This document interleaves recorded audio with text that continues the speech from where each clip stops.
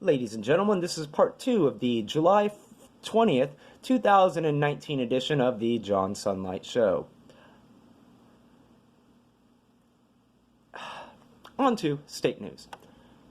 In Berkeley, California, there is some disturbing and retarded news. Instead of identifying people as they are, by gender, calling someone man or a woman, everything now has to be gender neutral.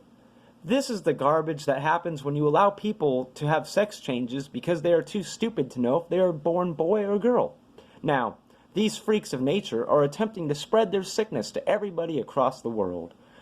Instead of calling people firemen or firewoman, they want you to say firefighters. Instead of calling people mother or father, you are supposed to say parents.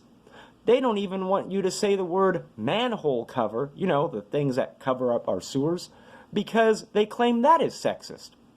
This is why the state of California is in the shape that it's in. Instead of actually attempting to solve the problems of our state, this is the stupidity people are wasting their time on. We need to actually work on things that actually matter, or our entire state will fall like the city of Berkeley. On to This Week in U.S. History. This week in U.S. history, on July 14, 1881, Billy the Kid was killed by Pat Garrett. On July 14, 1913, Gerald Ford was born. He is our 38th president. On July 15, 1951, Jesse Ventura was born, former governor of Minnesota and former presidential candidate.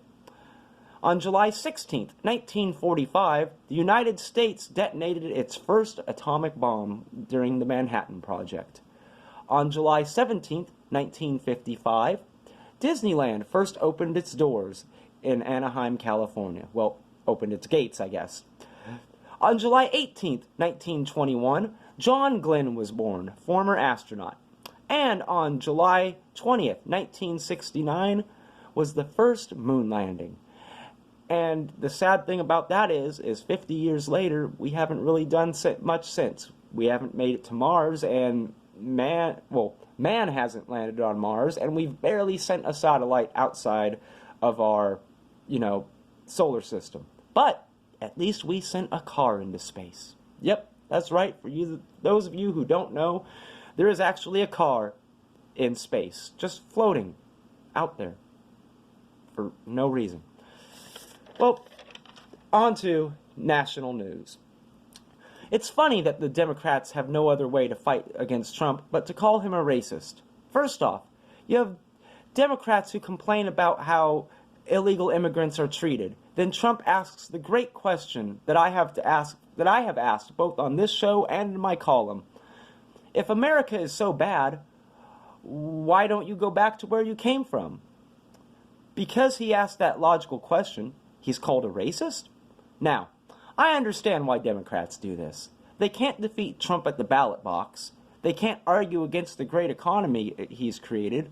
They haven't brainwashed enough people into backing the evils of communism, so they have to smear him. They do this garbage all the time. I mean, look at what happens to every one of you who disagree with the garbage the Democrats back. You're called a racist, or a bigot, or a sexist. They do this because they know they can't win in the battle of ideas. The funny thing is that the media won't tell you that Donald Trump is right. The majority of the people that bitch and complain about the way America is are criminal scum who are here illegally in the first place. I will never understand why people think they can come to this country illegally and then force us to take care of them while insulting us as well. This all needs to be stopped before the criminal scum actually destroy our country. On to my random thought. I find it funny that Mary Jones's paper is failing so badly that she has to attack me to boost her circulation. Why do I call the Kalinga Press failing? Well, just look at it. Very rarely is there any actual news. Most of the time, it is just about high school sports or columns by vain people who write about their personal lives. Yeah, that's awesome, because we all really care about what Mrs. Jones and others do on their weekends. The only time she actually prints real news about what is going on is when it's against Tanya Stolz, and that's because she has a feud with Stolz's husband. The rest of the time, she refuses to comment on the true issues because she is afraid of the blowback it would cause. Just look at how she treats Ron Lander. Nice to his face, but refuses to speak about the truth of him because she is scared that her paper would be shut down if she did. So, she continues to act like his lapdog. We all must band together and boycott the Kalinga Press. That is the only way we can stop her from attacking other people who she doesn't agree with. Imagine what would happen when she decides to go after you. Remember what I said before. It's better to have no news than be stabbed in the back. This is it for part 2 of the July 21st, 2019 edition of the John Sunlight Show. Tune in to part 3 coming up next.